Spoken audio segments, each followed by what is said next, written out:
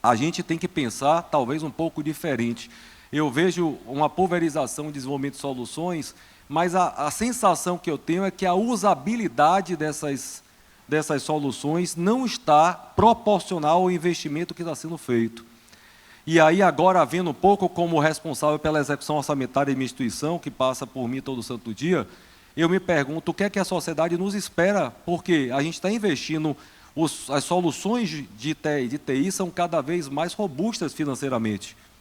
E aí eu pergunto, estamos devolvendo à sociedade o custo desse investimento? Ou, pelo menos, está nos reduzindo custos que a gente não teria adicionalmente com esse investimento?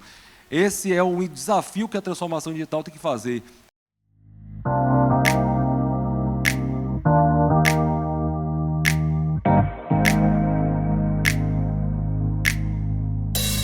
Bom dia a todos.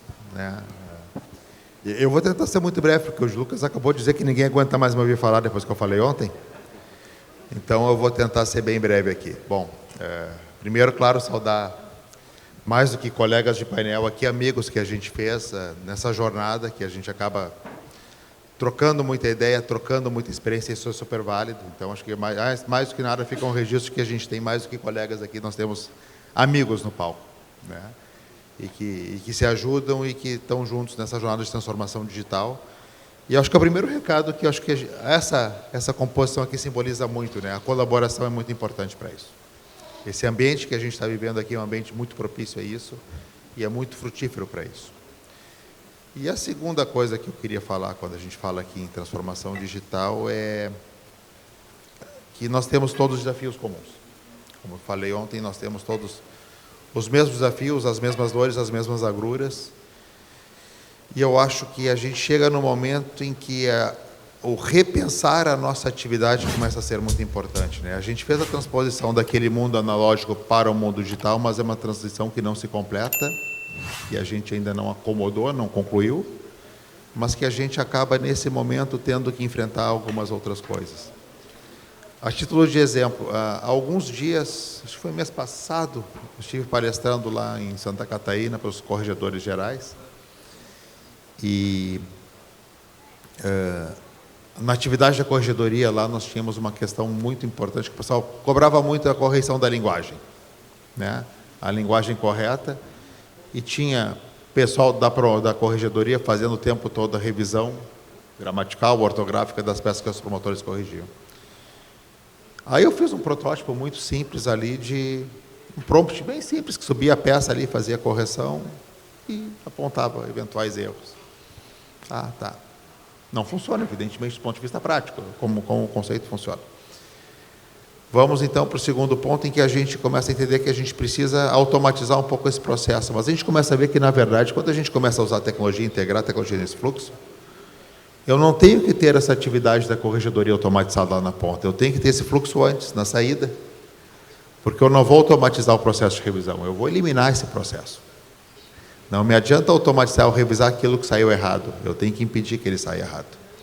Então, acho que um dos grandes desafios que a gente tem nessa jornada de transformação é repensar a nossa atuação, é repensar os nossos processos e entender o quanto daquilo que a gente faz, na verdade, não é que a gente tem que achar um jeito diferente de fazer, a gente tem que achar um jeito de não fazer, né? Então, assim, eu acho que talvez, quando a gente fala em tecnologia, a gente está falando aqui para iniciados, todo mundo está entendendo o valor da tecnologia, a relevância da tecnologia, a importância da tecnologia nesse momento, mas eu acho que a gente chega no momento que a gente começa a ter que olhar para o processo, e olhando o processo, a gente começa a ter que começar a questionar o porquê que eu faço isso e como é que eu posso deixar de fazer isso ou melhorar o que eu estou fazendo. Então, numa primeira fala, assim, eu queria deixar essa provocação, e aí, não sei qual dos amigos aqui quer. Não precisa concordar comigo, tá? Não. Não, a gente não combinou, se quisesse. Poxa, Lucas. Bom, bom dia, pessoal. Inicialmente, agradecer aqui, né, ao Piccoli pelo convite de compor esse painel aqui ao lado de grandes amigos, como o Cidu falou. Eu até ia vir de gravata também, Paturi, mas daí no café da manhã o Rodrigo falou, vamos de camiseta preta, daí a gente combinou e veio de camiseta. Eu diria até que é uma homenagem ao Zata, né? A gente está usando A camiseta. Ele faz questão de sempre aparecer. Mas é uma honra aqui participar desse painel ao lado de 3 gigantes do Ministério Público que frequentemente nos ensinam, né, já em outros eventos e no nosso convívio quase que diário, né, que a gente sempre troca ideias, e são 3 das pessoas mais brilhantes e inteligentes que nós temos no Ministério Público. E eu estava pensando aqui no que eu ia contribuir, trazer hoje, e eu acho que me cabe fazer apenas umas reflexões, uns questionamentos para que os 3 realmente possam trazer algumas soluções, né?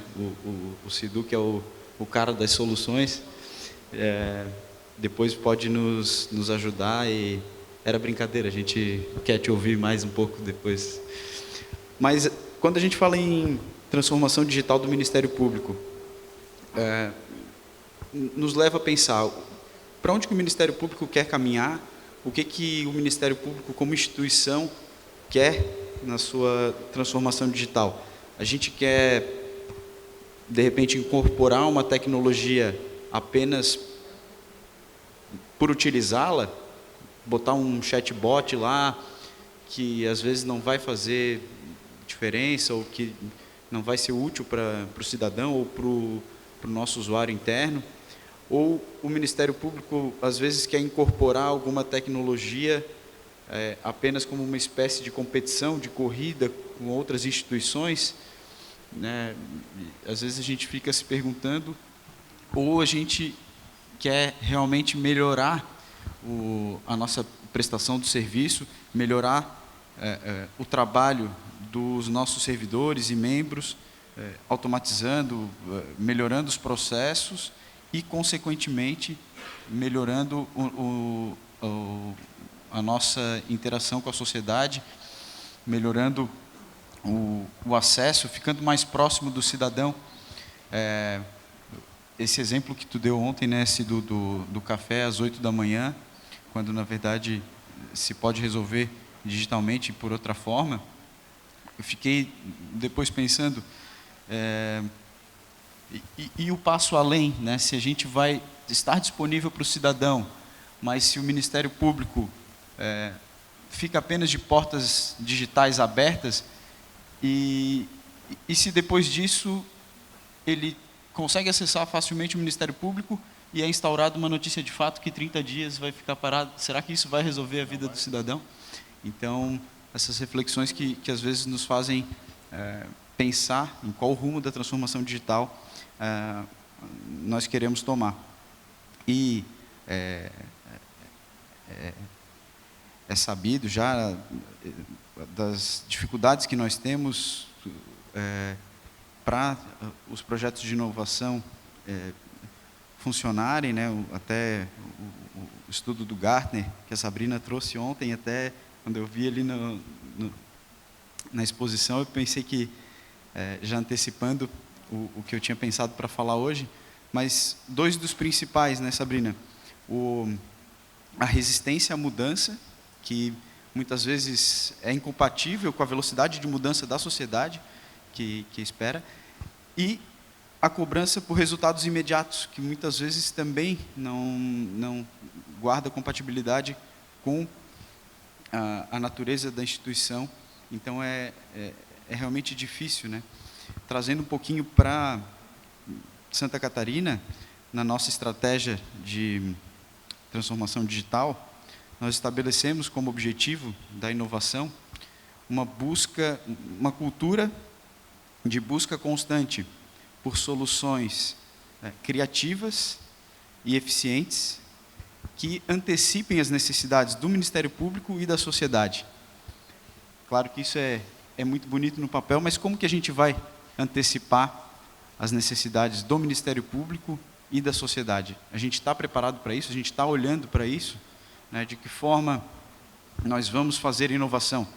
Vai ser aquela focada no problema, aquela focada na solução,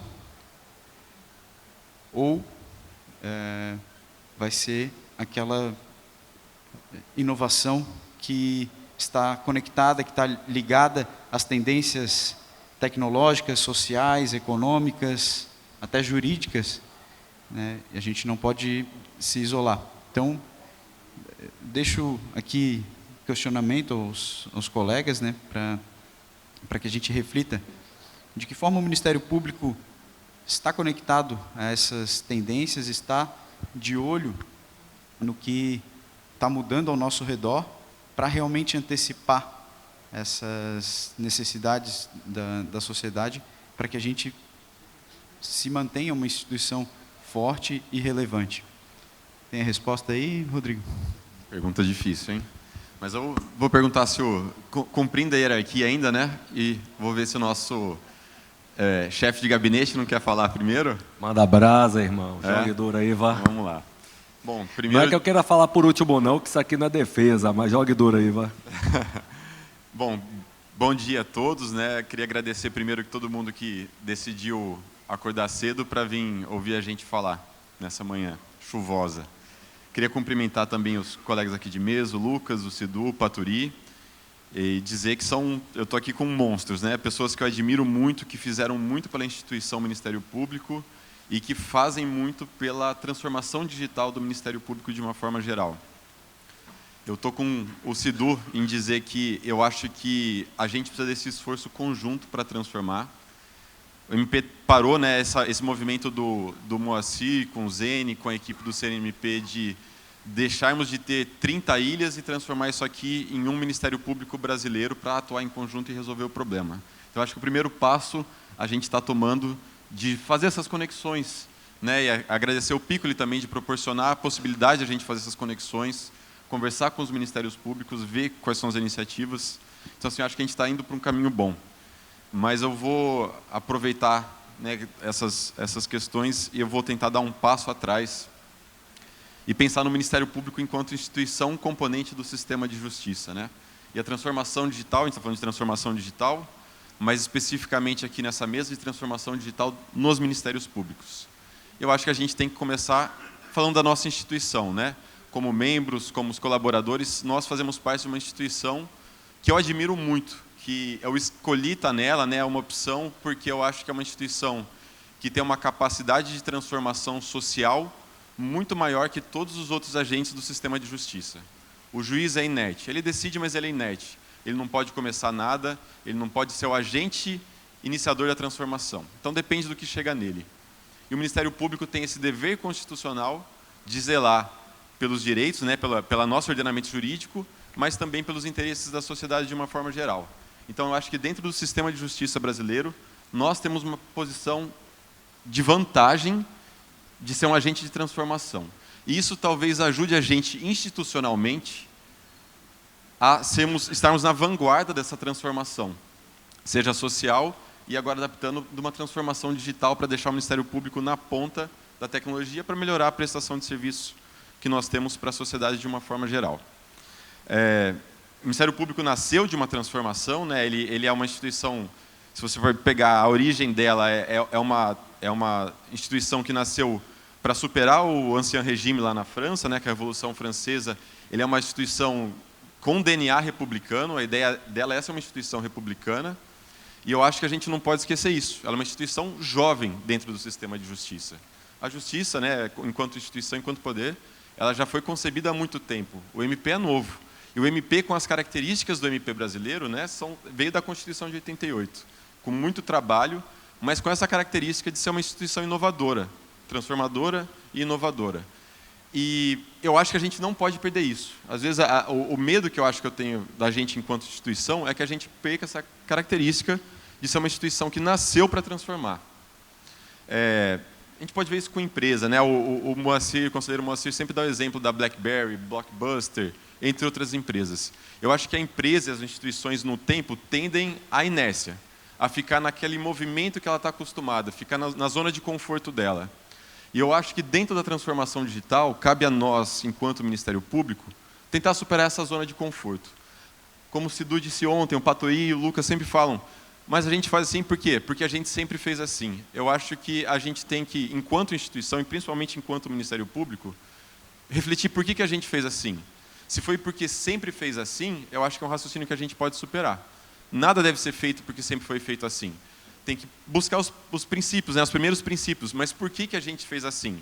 Será que os motivos pelos quais a gente historicamente age de uma forma ainda existem, com todas as tecnologias novas que estão à nossa disposição?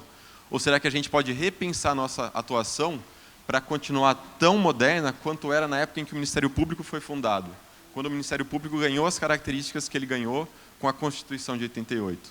Então, o direito muda, a tecnologia muda, eu acho que o Ministério Público não pode deixar também de se atualizar no tempo dessa forma.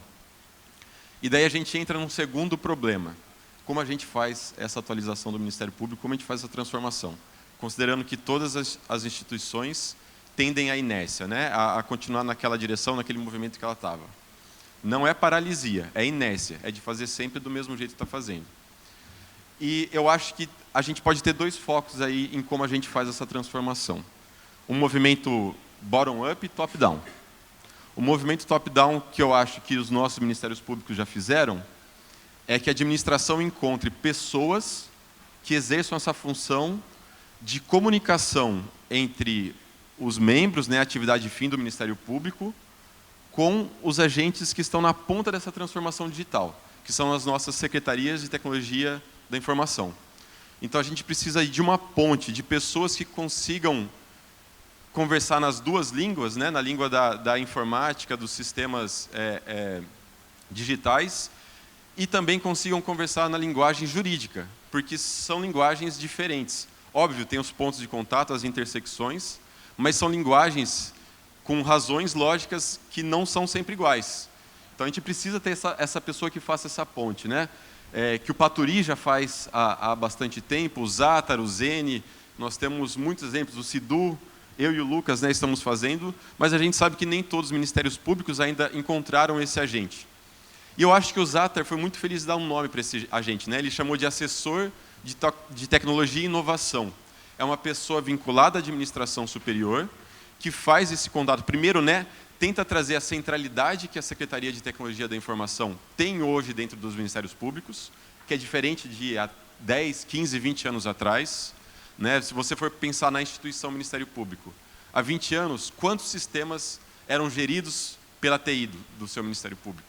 E hoje, praticamente tudo que a gente faz na ponta, enquanto promotor de justiça, enquanto assessor, passa pela TI. Ou tem um ponto central dentro da TI.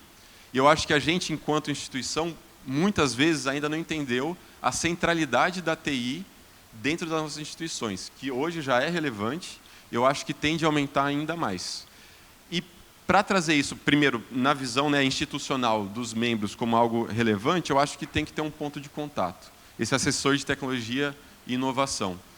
E eu acho que a gente está indo nesse caminho, mas ainda alguns ministérios públicos ainda vão chegar nesse ponto. Tá, esse é o caminho top-down. E o bottom-up?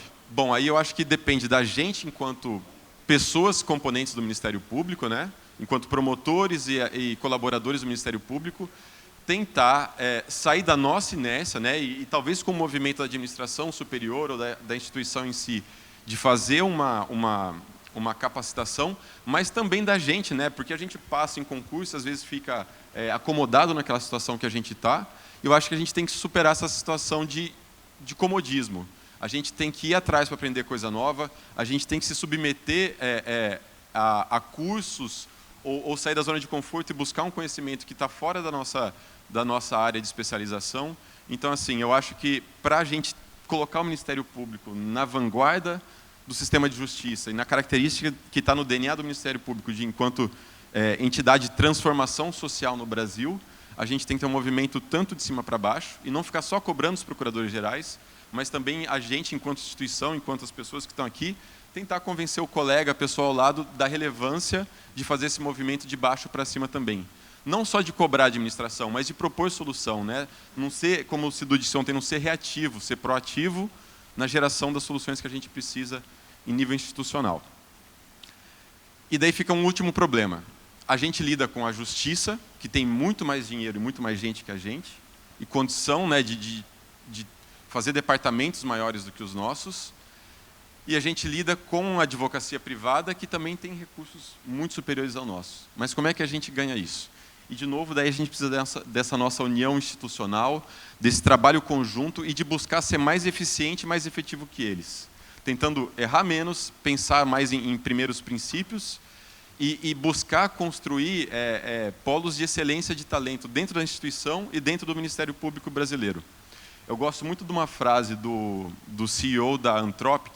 A Anthropic é quem faz o Cloud, é uma das concorrentes da IA, e delas ela é a menor, mas ele tem uma frase muito legal que o pessoal pergunta para ele, pô, mas você é muito menor que todos os seus concorrentes.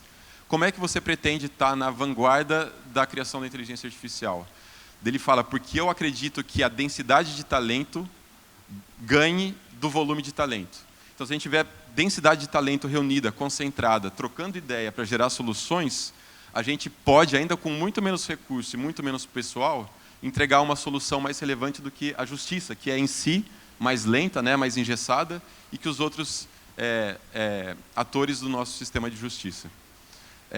Então, assim, só para encerrar, já falei muito, eu acho que a gente tem que pensar o Ministério Público assim, como é uma entidade que nasceu,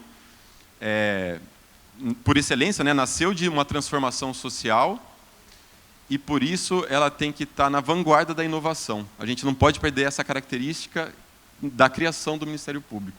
E eu acho que em todo esse movimento a gente tem que quebrar a inércia e tentar deixar nossa como o Cidu disse, né, o Ministério Público, o desafio é se manter atual. Ele nasceu atual em 88 e o desafio nosso é se manter atual. Bom, valeu. Aqui eu estou numa mesa de craques aqui, né? Cidu, Lucas, nosso amigo aqui que chegou. Eu até ia falar seu sobrenome, não vou falar não, viu, irmão? Porque depois do que aconteceu aqui, viu, Rodrigão? Eu vou correr o risco não, viu? Mas Rodrigão, que é nosso amigo aqui, não sei quem chamou ele de Rodriguinho uma vez, o tamanho desse cara aí, chamou ele de Rodriguinho. Mas Rodrigão, meu amigo, prazer em estar com vocês aqui. Eu queria, primeiro, antes de mais nada, cumprimentar todas as pessoas aqui presentes, aqueles que tiveram a coragem de correr na chuva, parabéns. Eu até tentei, mas quando eu olhei assim, é raça que eu não vou ter, não. Mas, parabéns, vocês são meus heróis, ó. Piccoli, meu amigo. Bom, meu amigo. Parabéns aos raçudos, por favor.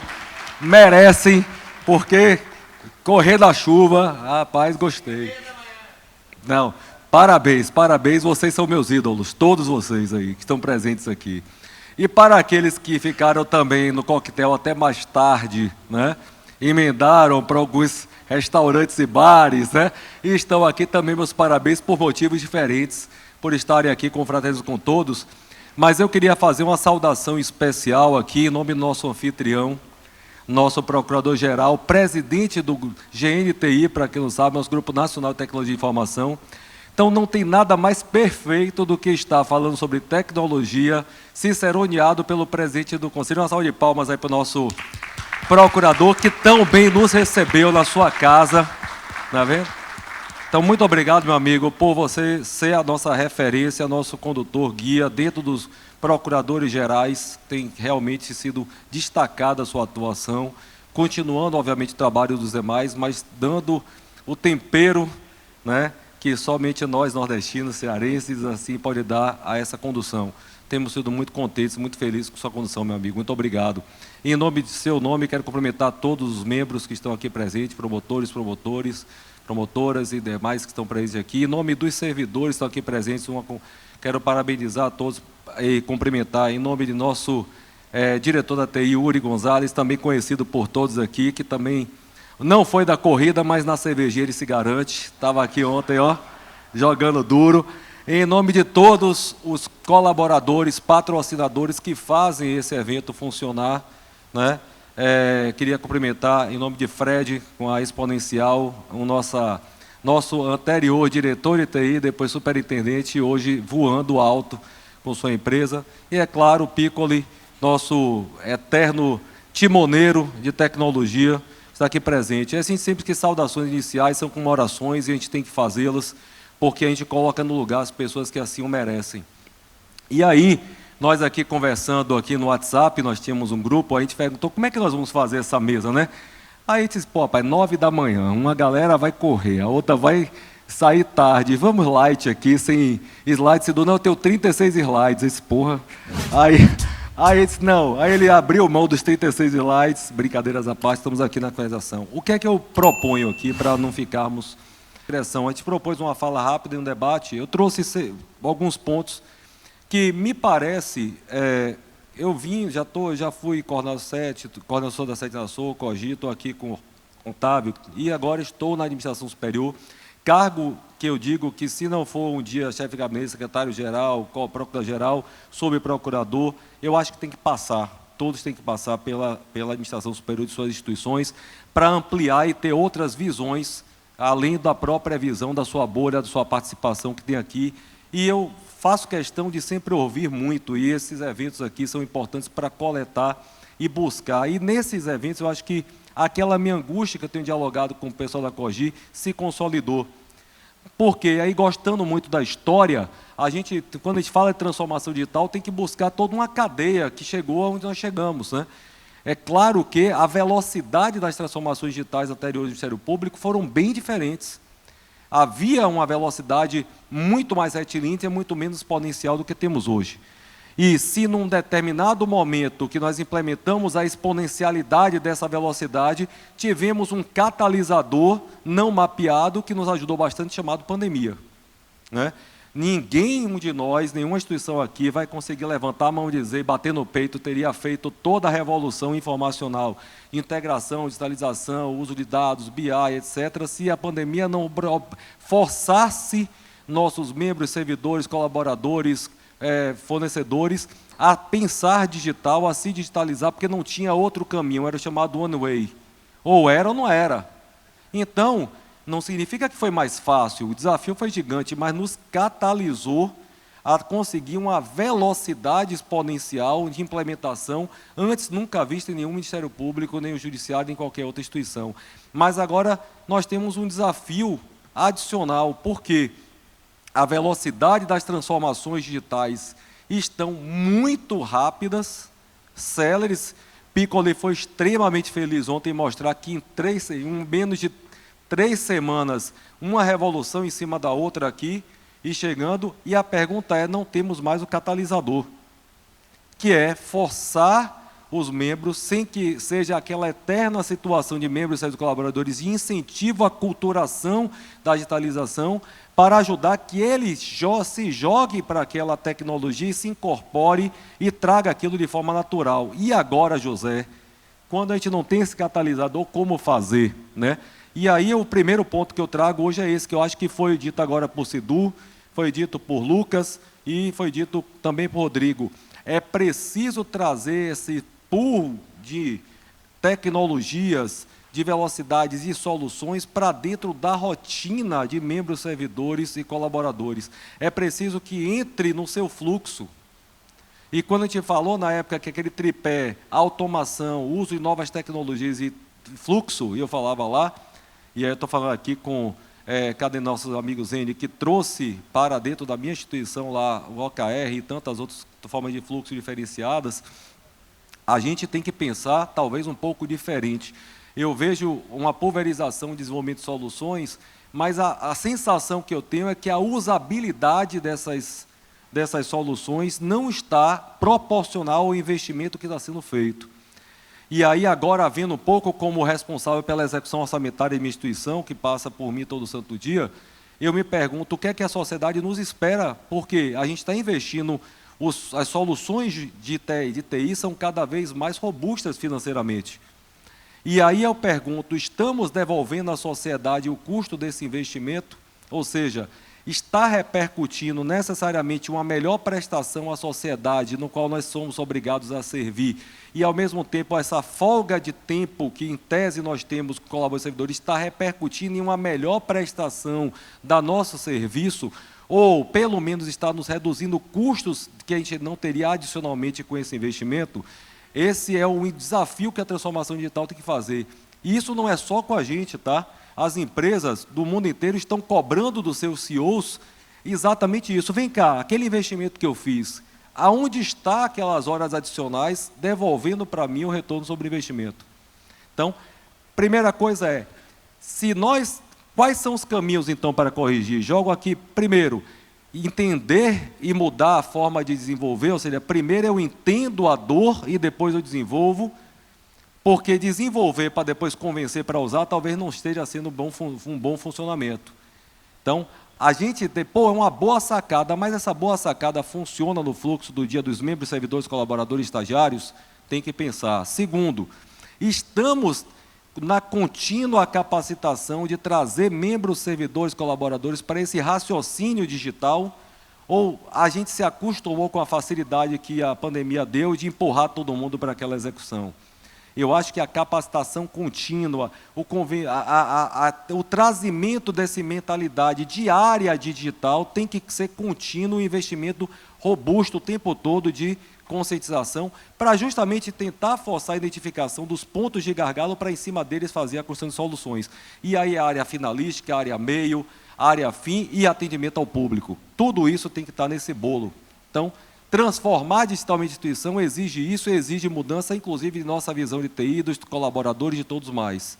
Segundo ponto que tem dito, nós temos a felicidade aqui, não estou enxergando aqui Moacir, mas estou enxergando o Zene como representante, de trabalhar com a integração no MP Digital. O MP Digital foi uma grande sacada, estamos no caminho certo. Porém, contudo, todavia, entretanto, diferente do judiciário, que consegue unificar seus códigos de ritos e fazer soluções retilíneas e consegue concentrar num Codex, num PDPJ, 3 soluções somente, a realidade de cada Ministério Público aqui é muito díspare.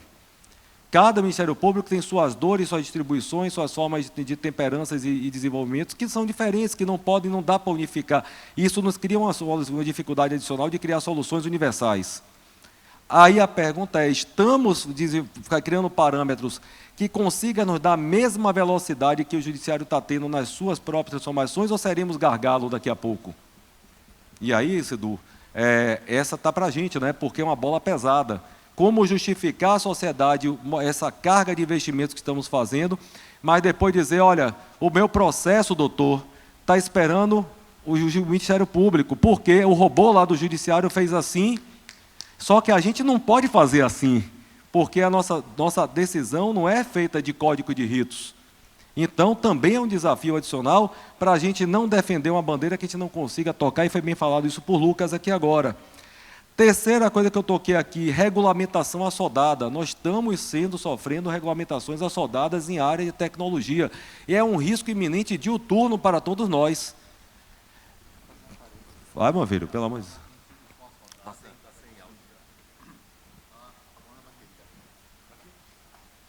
Acho que não é só uma questão de ser assodada. Algumas das regulamentações que a gente tem visto aí, elas preocupam sobretudo pela... Vamos falar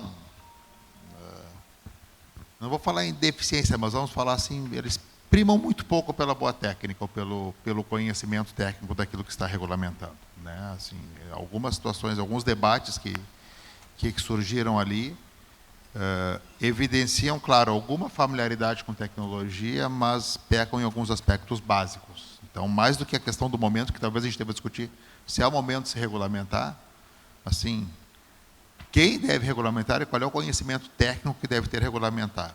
O nosso amigo Zater, esses dias, fez a paródia lá do sapo, da cirurgia cardíaca, né? Não sei quem conheceu, mas... precisava de uma cirurgia cardíaca e alguém inventou que ia regulamentar a cirurgia cardíaca. E quem tinha que operar coração não conseguia fazer de acordo com aquilo. Então, quem vai regulamentar, quem vai ter que dar essa opção, tem que conhecer um pouco da realidade que está, o objeto da regulamentação.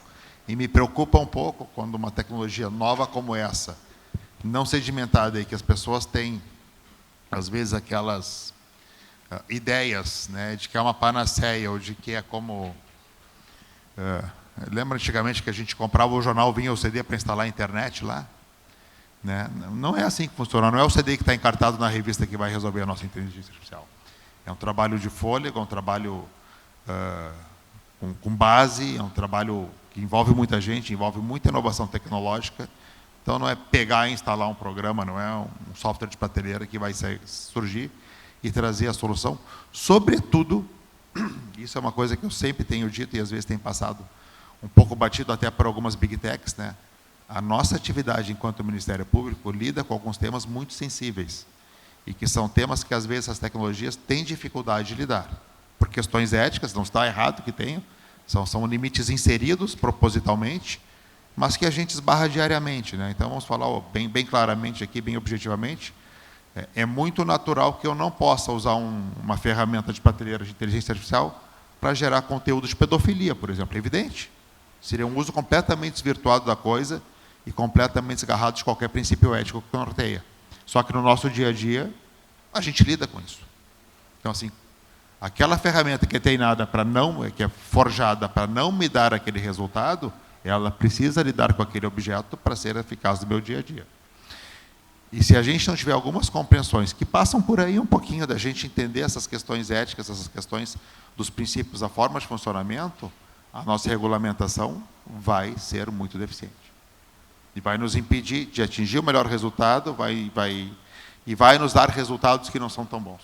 Então, acho que não só é uma questão de momento, porque as coisas estão acontecendo numa rapidez muito grande, né? Mas, sobretudo, esse conhecimento técnico muitas vezes está faltando, o debate claro, o debate técnico, o debate com conhecimento de causa sobre alguns aspectos. Desculpa.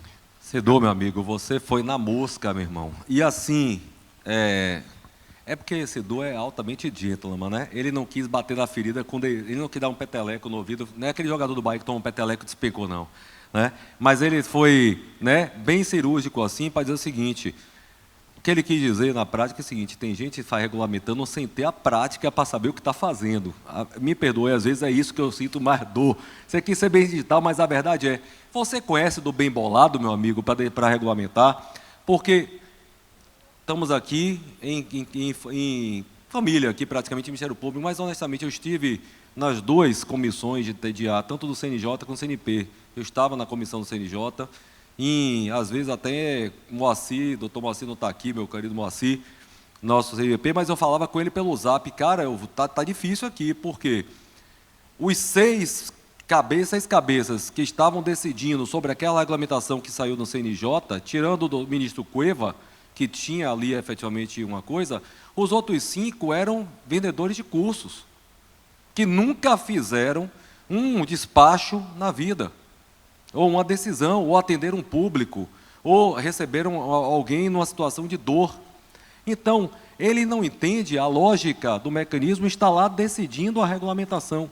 Isso é complicado, eu disse isso é complicado, porque não está decidindo vida, decidindo soluções para um país inteiro.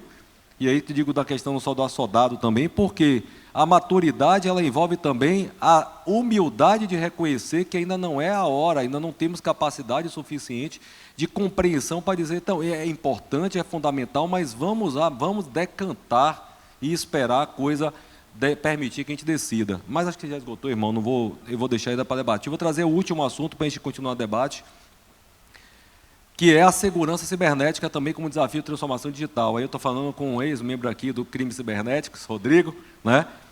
E também, quando eu falei de ROI, eu também não posso deixar de falar Lucas, porque Lucas, a sua instituição, assim como a minha, assim como a do Ceará, passa hoje por um desafio que envolve uma ação do STF questionando assessores. Eu fui quem desenhei a lei que contrapôs o pedido de destaque, né? Pedro me passou aquele desafio, eu passei 2 meses debruçado no estudo daquilo, e a gente está exatamente nisso. A compressão nós, administrações públicas, temos que segurar as velas pesadamente no momento de disrupção, que se você me disser o que é que vai ser sua instituição daqui a 5 anos, eu vou dizer exercício de futurologia. A gente não tem condições de afirmar.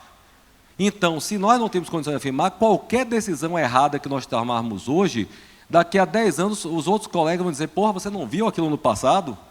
Como é que você contratou 100 pessoas para dentro da instituição e hoje 100 pessoas não têm o que fazer e é uma bola de ferro porque só pode se demitir daqui a 40 anos quando se aposentar? E aí nós temos que ser cada vez menos e mais qualificados, porque o que é massivo e repetitivo a tecnologia irá resolver, O que não é finalístico, a terceirização irá resolver, e os poucos que têm investimento massivo em tecnologia, vai se resolver, TI tem que estar, e principalmente capacitação. Os poucos que nós temos tem que ser uma nata do conhecimento vamos dizer assim, no serviço público.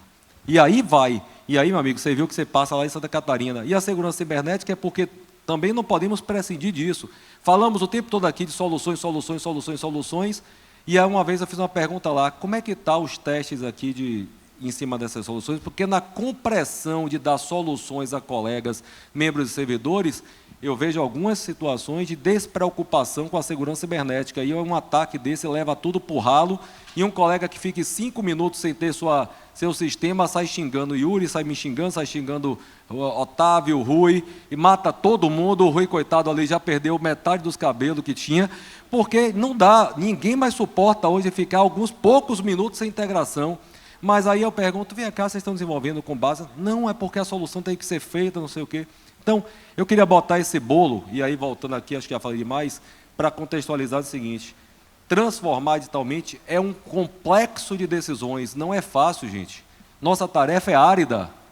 Quando eu digo às pessoas, olha, eu estou na gestão aqui, mas eu passei por lá. Se tem uma área árida, segurança pública é árido, controle externo da atividade policial é árido, saúde é árido, educação é árido, ambiente ambiental é árido, olha, tudo é árido, mas dá tempo de pensar.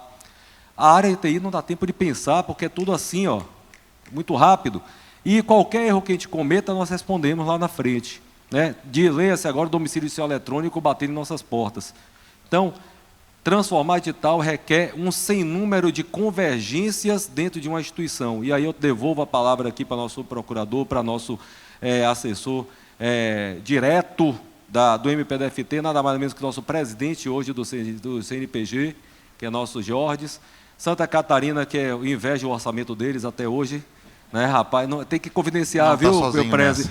Eu invejo o orçamento de Santa Catarina até hoje, viu? Quando eu olho lá o meu e olho o deles, porra. Mas assim, devolvo para vocês para maturar o que foi falado aí e que vocês darem suas impressões diagnósticas. Eu acho bom, o Paturi, ele é tão bom que ele traz a pergunta, só que a resposta já está na descrição dele. Ele já entende o problema, então já está assim, já vem o problema com a solução. Mas, assim, só alguns pontos, Paturi, do que você falou, e eu concordo com basicamente tudo. Né? A questão, começar na cibersegurança, eu acho que tem que ser uma preocupação, sim, até porque essas ferramentas que nós estamos usando são cada vez mais potentes, e a informação que a gente tem em mão errada é extremamente nociva. A gente tem que ter esse cuidado. É um cuidado institucional e um cuidado de conscientização dos usuários, né, que o Cidu falou, dos usuários das soluções de prateleira, para saber que aquilo não é a solução institucional, não é a solução do nosso trabalho. Não é o que se busca na ponta. Né? Sobre a regulação, também rapidinho, o tempo está acabando, então vai ser deixar o Lucas e o Cidu falar também. Não, termina lá. Sobre a regulação, eu concordo plenamente. Assim, a gente está vendo muitos movimentos assodados de regular algo em que a pessoa que está regulando talvez entenda da parte jurídica, mas não entende da ferramenta que está sendo regulada. E o meu medo é que isso acabe gerando um ludismo, né, contra a tecnologia em si. Cidu trouxe ontem o exemplo da sentença, né, datilografada. Eu lembro uma do Tribunal de Justiça de São Paulo, da década de 70 também, que foi escrita em máquina e foi anulada. E eu não lembro se foi o presidente do tribunal ou algum membro do tribunal à época, escreveu um ensaio, que saiu num jornal de grande circulação de São Paulo, falando que a sentença escrita à máquina tira a alma da decisão. Aí você vai pensando assim, você volta no tempo e pensa assim, e talvez a gente tenha esses momentos voltando agora. Então a gente tem que tomar cuidado para a regulação não ser só para preservar a zona de conforto. Né? Ela tem que ser baseada em primeiros princípios. Ela tem que fazer sentido do ponto de vista lógico. E para fazer sentido do ponto de vista lógico, você tem que entender o que você está regulando. É isso. Só tem uma coisa assim, ó. Quem é contra o uso de máquina ou de qualquer mecanografia é porque nunca viu a minha caligrafia, né? A minha escrita à mão. Tamo junto, a minha é péssima também.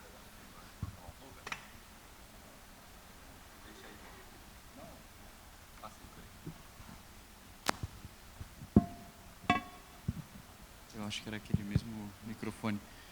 Bom, acho que o Paturi trouxe algumas reflexões muito profundas, né, muito importantes, e a gente, de novo, volta a pensar, né, a levar para casa esses desafios, e aqui é uma oportunidade ímpar, né, é muito gratificante e enriquecedor a gente estar aqui, aproveitando tanto as palestras, mas principalmente a convivência ali fora, né, a nossa troca de ideias durante esses 3 dias, para poder levar para casa, parar um pouco, refletir, enquanto a gente está lidando com integração e queda de sistema, né, Paturi, a gente parar um pouquinho para planejar e ver o rumo que o nosso Ministério Público quer tomar, o rumo que o Ministério Público brasileiro quer tomar, e o MP Digital realmente é o caminho, né? É algo que a gente vem acompanhando há algum tempo e que agora está se consolidando, e que vai ser a forma da gente conseguir, nessa corrida que eu mencionei, o Ministério Público se unir e ter, de fato, soluções que consigam entregar uma prestação do nosso serviço condizente com o que espera a sociedade, condizente com a velocidade com que as pessoas estão preparadas hoje, né, em um clique, em um scroll de tela, e nesses tempos em que é tudo muito rápido, muito fluido, isso reflete até na impressão, na avaliação, né, em tempos de 5 estrelas no Uber. Qual a avaliação que a sociedade vai dar para o Ministério Público? Ou a gente vai continuar aceitando que as pessoas não saibam o que a gente faz, ou que tenham uma ideia errada, e a gente vai se afastar dessa vocação de transformação? Então, de novo, né, a ideia aqui não é trazer respostas, mas só perguntas mesmo. Quer fechar isso, Edu? Eu queria deixar 2 bullets aqui de recado final.